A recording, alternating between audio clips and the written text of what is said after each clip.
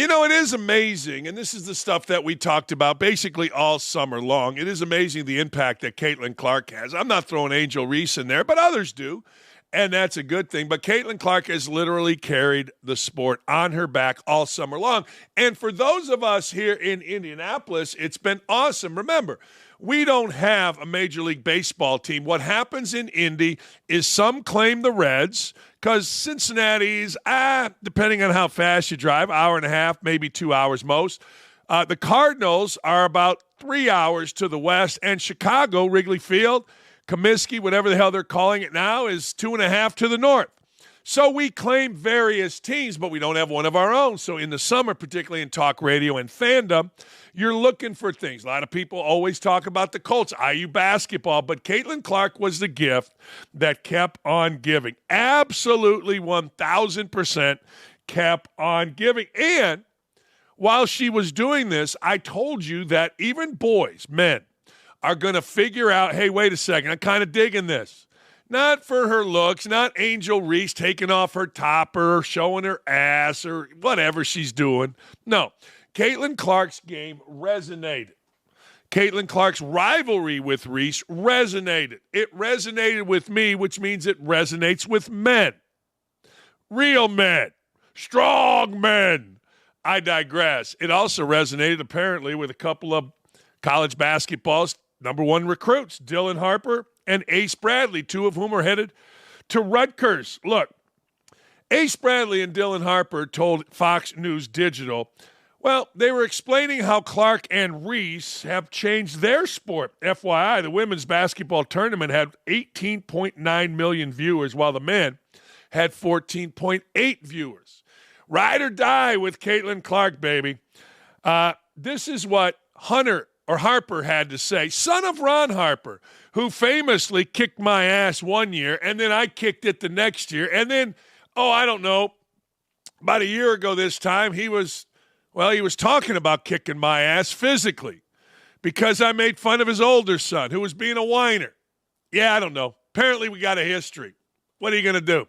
Anyway, Dylan Harper is supposedly really good. He was like the number one player in the class, and he went to Rutgers. I just think we're all the same. And to categorize us as different because we're all the same people at the end of the day. Now, I don't know what the hell that means. I don't know. Men are different than women. Yeah, so we're not the same. Anyway, he's a high school kid. What does he know? We all want to be a leader in any aspect that we can. Aspect's a big word with players. Aspect. Harper said when asked if he could look to Clark and Reese as leadership role models during his time at Rutgers, sure. We're not all the same, though. The sport's remarkably different. Like, here's the deal. You get into college, and all of a sudden you're playing at Assembly Hall, and you realize, hang on, caller.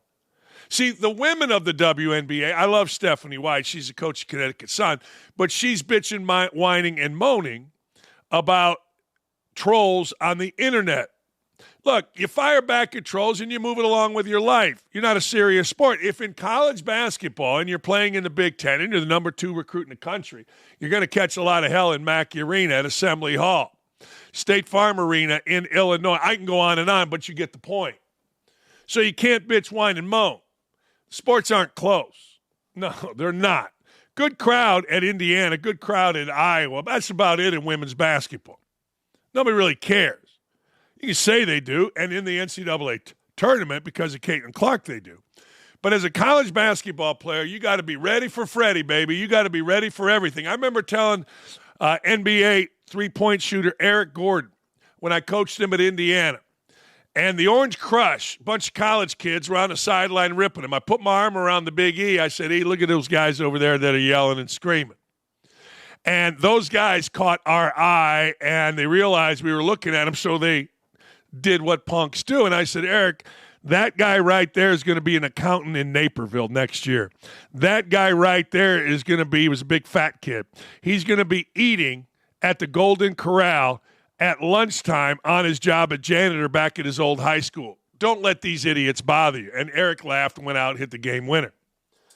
You can't worry about this stuff. And Angel Reese, well, if you're at Rutgers, I don't know that you have a lot of role models, so maybe Angel Reese is. Ace Bailey, number 3 recruit, or 5, whatever he is, told Fox News Digital at his media day on Tuesday that unlike Harper, he only started following women's basketball in the last 3 years because of the players like Reese and like Clark.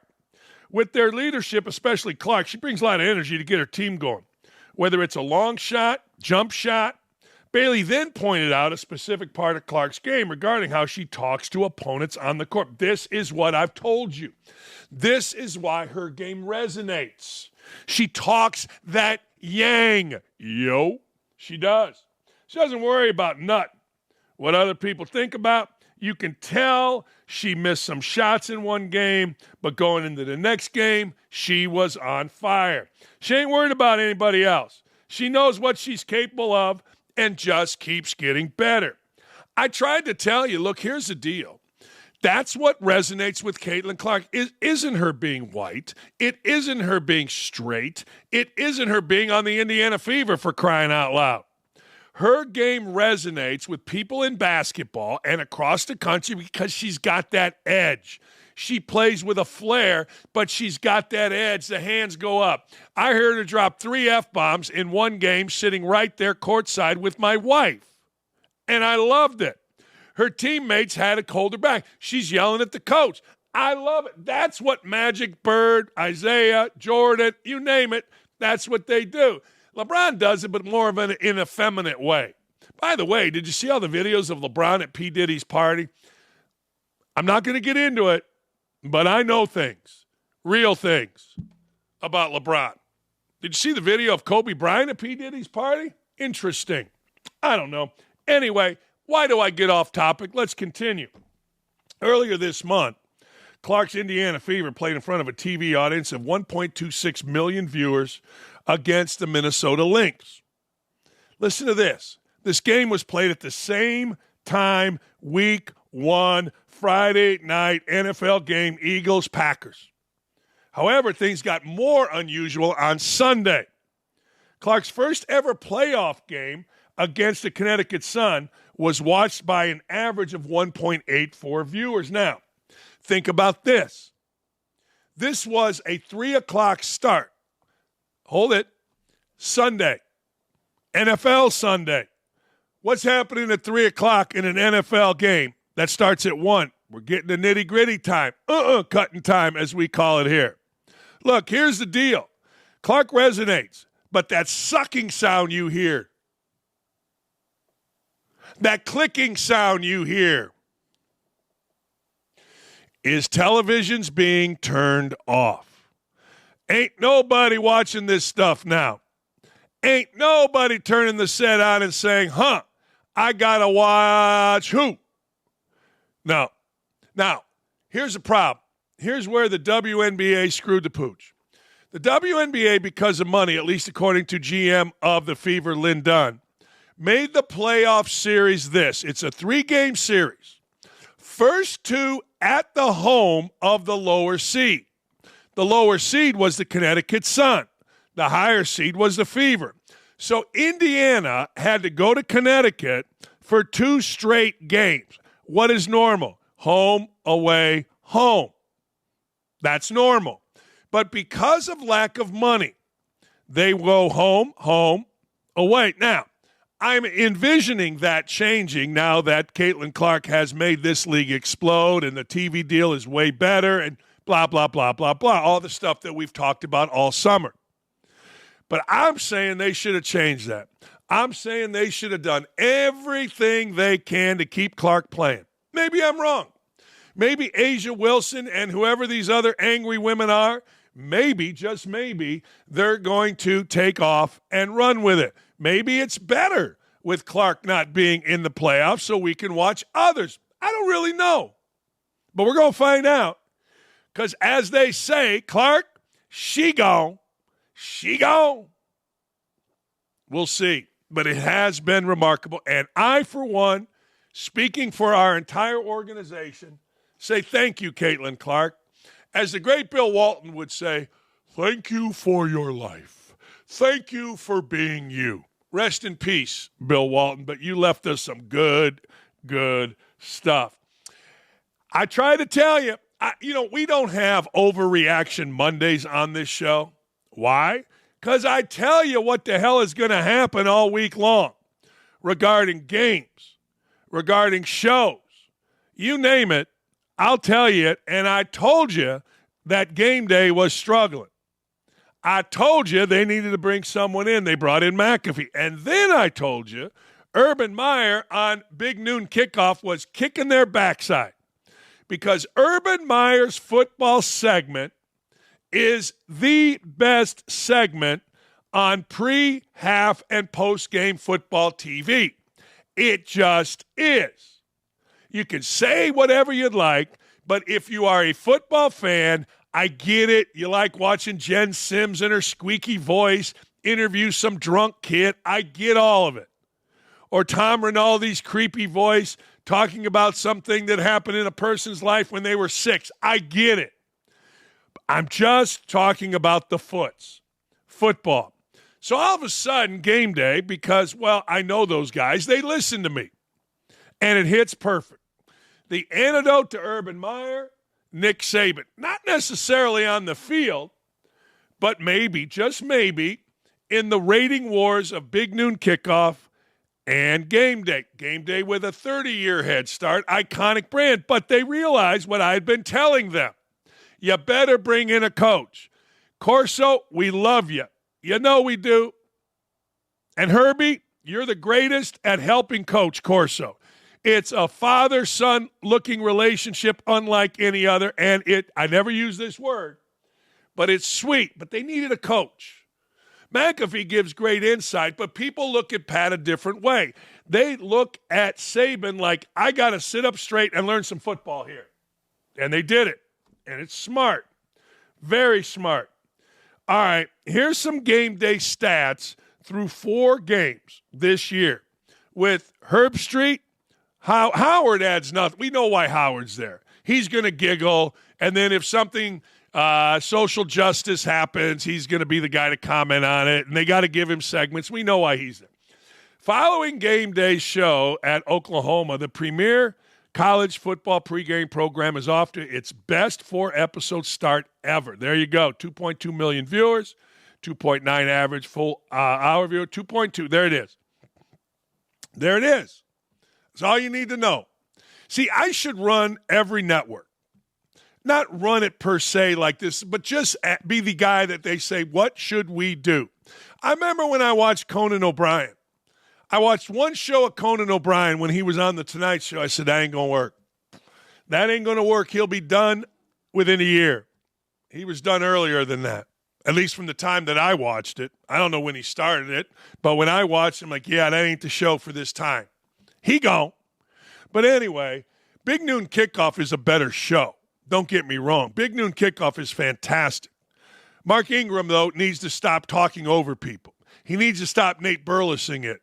But the addition to Saban, along with our friend Pat McAfee, their yin and yang has been absolutely sensational. First and foremost, Game Day seems completely rejuvenated with its lineup that includes stalwarts like Herb Street and Corso, as well as recent additions in McAfee and Saban. It feels like they've cracked the code thanks to the McAfee-Saban bromance. Speaking of love him or hate it, there is no denying McAfee attracts an audience. He does. He's hip. He's young.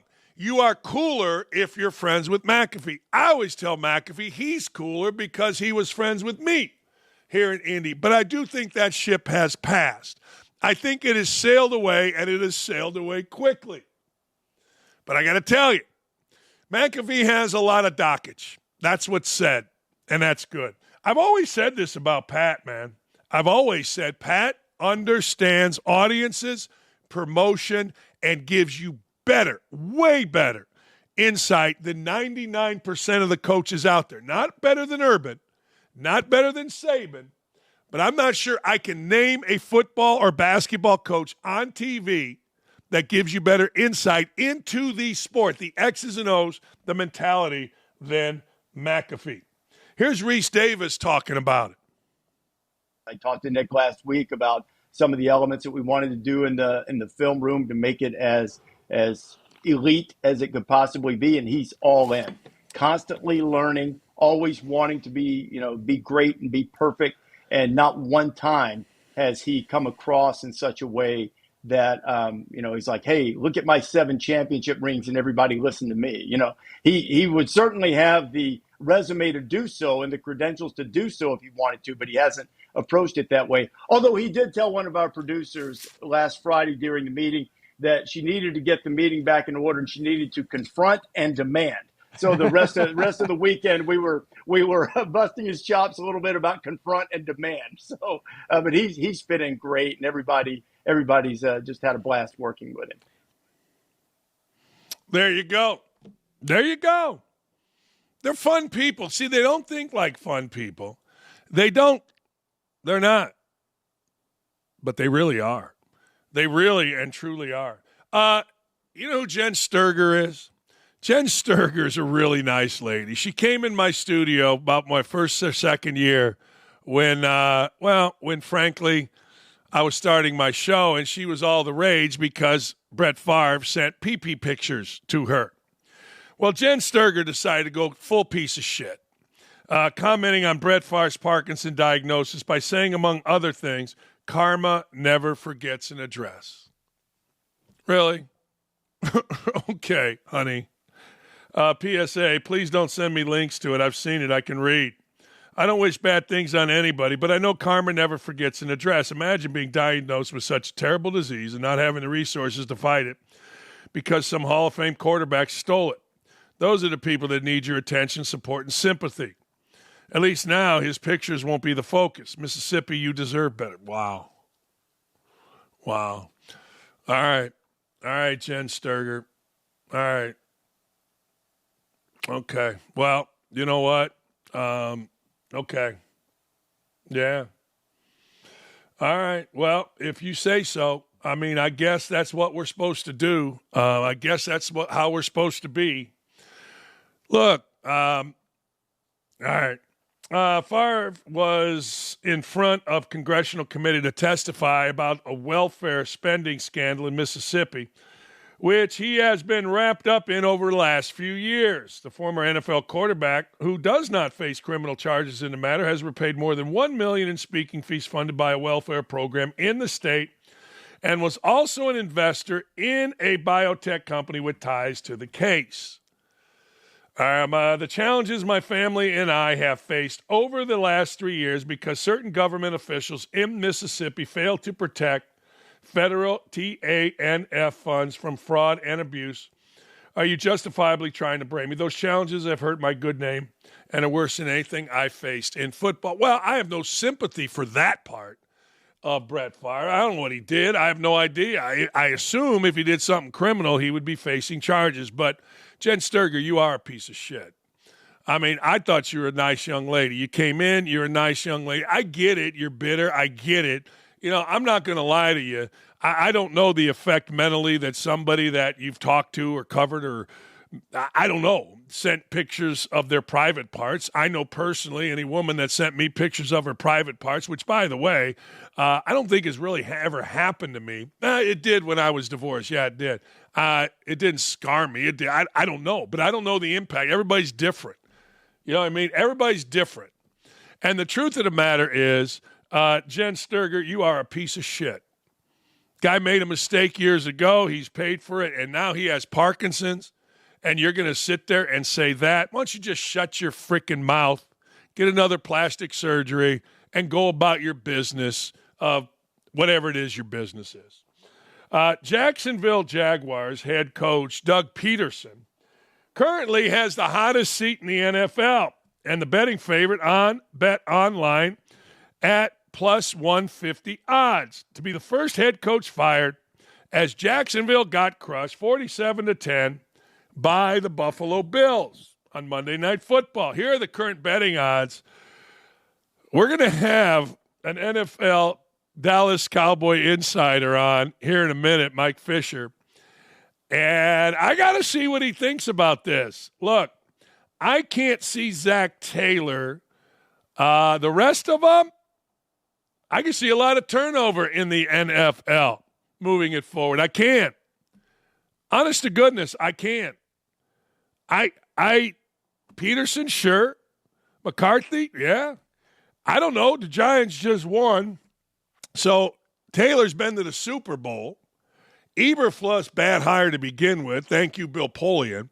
Stefanski, Antonio Pierce. Yeah, I mean, look, I don't know. I honestly, who knows? But I do know this. When you are the coach of Jerry Jones's Dallas Cowboys, you're always going to be on this list. I don't care if it was Bill Parcells. I don't care if it's going to be Bill Belichick. You are going to be on this list. I told you about Jacksonville, and again, I told you about it at the time. I told you about, look, they had a year of Urban, actually about 6 months, all right? 6 months. They got a lot done in that 6 months, at least according to NFL people. They changed how they did their meals, which they still do. They got a building built, which is built. They got rid of complacent employees. They they redid their weight program. Now, here's what I'm saying to you. All of these things are massive in football. I remember when Urban came to Bowling Green and changed their eating program. The weight program was unbelievable with the weight coaches that he brought in. I'm not saying that Urban would have the Jacksonville Jaguars where, name a team. Great team. Kansas City Chiefs are with that quarterback. But I am saying that Rick Venturi, 35-year NFL defensive coordinator, told me when he got on the plane, or off the plane, in Jacksonville, and went through the facility with some guys that he knew in the organization about what Urban was doing. He literally told me this: Jacksonville is way ahead of the Colts right now. Well, here's what happens. It's the Mike Davis effect. It's the Dan Dakich effect. You follow a coach that's uber disciplined. Players always do the right thing, like Knight made us do at Indiana. You have a residual effect. Mike Davis took a team 2 years later and won and got to the NCAA championship game. Once those players, it wore off. Louis Orr took over my ragtag bunch, but everybody got healthy, and I told Orr, you're going to win the MAC championship in 1 or 2 years. Orr takes the Bowling Green job after me. Says in the paper, this is like the perfect job. Everybody goes to class, everybody works their ass, blah, blah. 2 years later, they win the MAC. 2 years after that, his ass is fired because he couldn't run it like that. This is what has happened in Jacksonville. Doug Peterson had a year. They had the residual effect. Now Doug Peterson, being an OG, being a buddy of the players, it's wore off. But you're never, ever, ever going to be the Cowboy coach under Jerry Jones and not be on this list. New York Jets quarterback Aaron Rodgers, who, by the way, throws a fantastic football. He talked about the challenges young quarterbacks face when transitioning from college football to the NFL during a recent appearance on McAfee's show. He noted the importance of young quarterbacks who are not NFL ready to sit and wait patiently. Hell, he did. I'm guarantee you he bitched, whined, and moaned about it, but I also guarantee you he looks back on it as like, ooh, that was good. As far as quarterback play goes, these guys are going to have to learn how to call a cadence. They have to learn how to play under center. Reading a defense under center is different. Can't just be in the shotgun all the time. There is a transition, and that's why I think it's important that a lot of guys sit if they're not NFL ready just yet. And I've said this before, top picks going to teams picking high are not one player away usually. This is why I go back to Andrew Luck. When Ryan Grigson, the GM, and Jim Irsay, mostly Jim Irsay on Peyton Manning, decided they had to gut the Colts. They cut Peyton Manning, if you can believe it. They cut Dallas Clark. They got rid of a bunch of other veterans. They brought in Andrew Luck. And Grigson was smart enough to draft a fast wide receiver named T.Y. Hilton, a very good fast running back in Vic Ballard. Ballard, and 2 tight ends to go with Andrew Luck. Ballard, the 2 tight ends, Luck, and T.Y. Hilton set a record that still stands for most yardage by a rookie class. Well, Ballard got hurt. The tight ends didn't do whatever. And T.Y. Hilton was really good. You got to have players around you. And that is one outlier. C.J. Stroud, the next outlier. Anthony Richardson wasn't doing anything. Bryce Young wasn't doing anything. Will Levis not doing anything. Caleb Williams, we'll see. It's a tough-ass transition. And the fact of the matter is, everybody probably in every sport making that transition, probably needs to sit and wait a year. You know, in college basketball and football, you used to transfer and you had to sit a year. It was the greatest year, according to every kid that I know that did it, the greatest year of their college life. They got bigger, they got stronger, they got their academics in order. For once in their life, they didn't have the pressure that they had to perform in high school, maybe in college.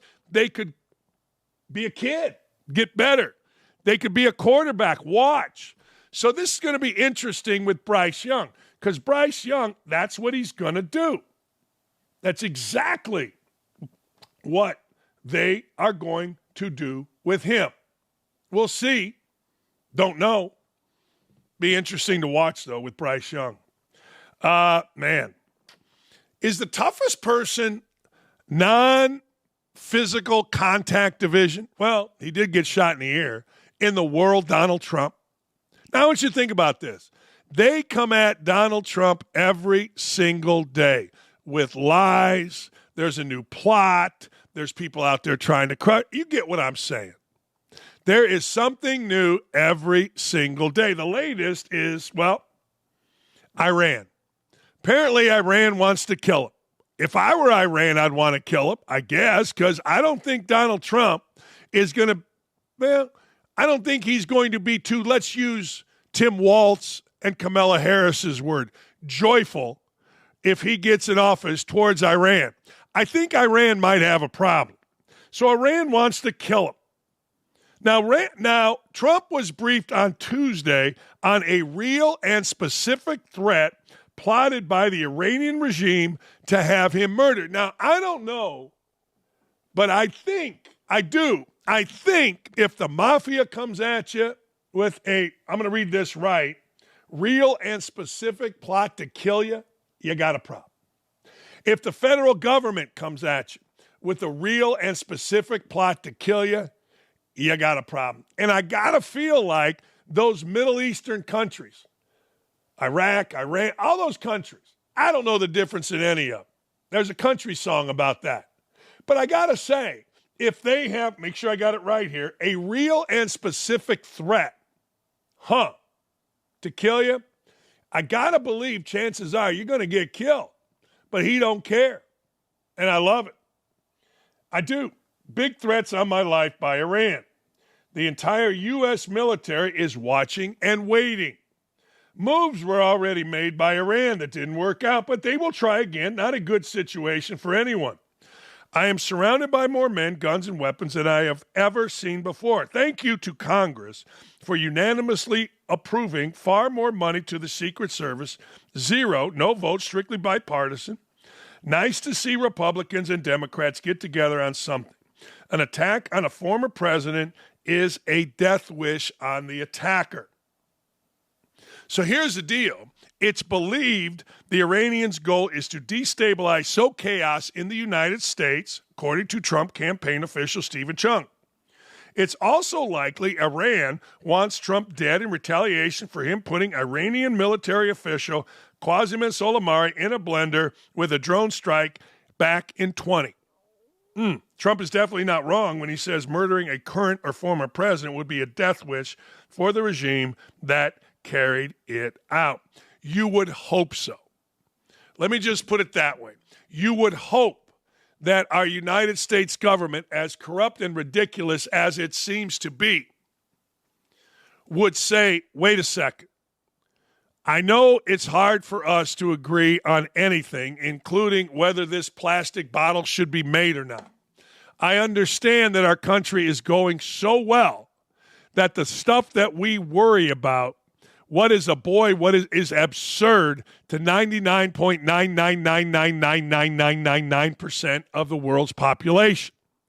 I would hope, however, that one thing that we can all agree on is foreign nations should never, ever, ever get away with murdering a president. Now, I know what idiots out there say. Well, they shouldn't get away with murdering anybody. I get that. But we're talking about this.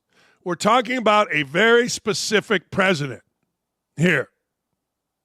Now, having said that, I think we can all agree on that. Can we not? Look, I don't have any respect for Joe Biden. I got less than no respect for Kamala, whatever the hell her name is, Harris. But I don't want to see him murdered. I don't want to see him murdered at all. That, to me, is a bad way to go through the world, where we're murdering. Now, having said that, let's go back real quick. Remember when I told you that, well, they, meaning the liberals, the Democrats, always project onto Republicans what they are doing. One of those projections is Donald Trump, who had the opportunity to persecute, prosecute, whatever word you want to use. Hillary Clinton chose not to. One of their campaign promises is what? Donald Trump will persecute his political opponents, which is, you can't even get through it without laughing, given the fact that that's all this regime is doing. Well, another one hit yesterday. Eric Adams.